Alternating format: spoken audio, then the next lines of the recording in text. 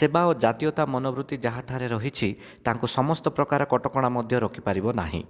ଆଉ ଏମିତିକା ଏକ ବ୍ୟକ୍ତିତ୍ୱ ହେଉଛନ୍ତି ମୁଖ୍ୟମନ୍ତ୍ରୀଙ୍କ ନିର୍ବାଚନ ମଣ୍ଡଳୀ ଅନ୍ତର୍ଗତ ସାରୁ ଗ୍ରାମର ନୀଳାଞ୍ଚଳ ସାହୁ। ସୁଦୂର ମୁମ୍ବାଇରେ ବ୍ୟବସାୟ କରି ନିଜର ଗୁଜୁରାଣ ମେଣ୍ଟାଉଥିଲେ ମଧ୍ୟ ମାନବ ସେବାରୁ ଅବ୍ୟାହତ ହୋଇନାହାନ୍ତି। କରୋନା ଯୋଗୁଁ ଲୋକେ ହତ ଉତ୍ସାହିତ ହୋଇ ଘରେ ରହିଛନ୍ତି। ତେବେ ଏପରି ଘଡ଼ିସନ୍ଧି ମୁହୂର୍ତ୍ତରେ ଲୋକଙ୍କ ମନରେ ଟିକେ ଉତ୍ସାହ ଯୋଗାଇ ଦେବା ସହ ତାଙ୍କ ଭିତରେ ଥିବା ଜାତୀୟତାବୋଧ ଓ ଦେଶପ୍ରେମ ନିଜ ଭିଟାମାଟି ସାରୁ ଗ୍ରାମକୁ ଟାଣି ଆଣିଛି।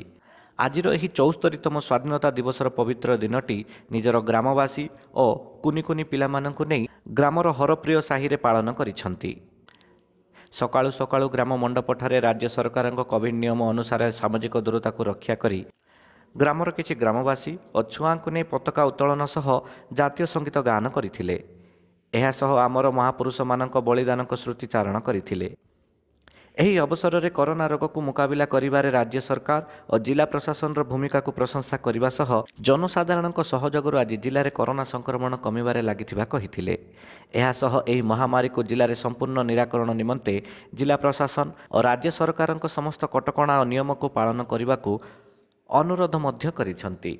ଚଳିତ ଥର ରାଜ୍ୟ ସରକାରଙ୍କ କରୋନା କଟକଣା ଯୋଗୁଁ ମିଷ୍ଟାନ୍ନ ବଣ୍ଟନକୁ ବାରଣ କରାଯାଇଥିବାରୁ ଉପସ୍ଥିତ ଜନସାଧାରଣ ଓ ଗ୍ରାମବାସୀଙ୍କୁ ହଜାର ହଜାର ସଂଖ୍ୟାରେ ମାସ୍କ ଓ ସାନିଟାଇଜର ବଣ୍ଟନ କରି କରୋନା ସଚେତନତାର ବାର୍ତ୍ତା ଦେବା ସହ ଘରେ ରୁହନ୍ତୁ, ସୁସ୍ଥ ରୁହନ୍ତୁ ସ୍ଲୋଗାନକୁ ଦୋହରାଇଥିଲେ।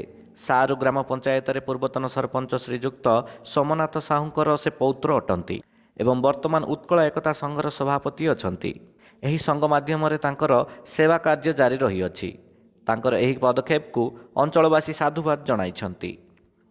ବ୍ୟୁରୋ ରିପୋର୍ଟ, ଉତ୍କଳ ଖବର।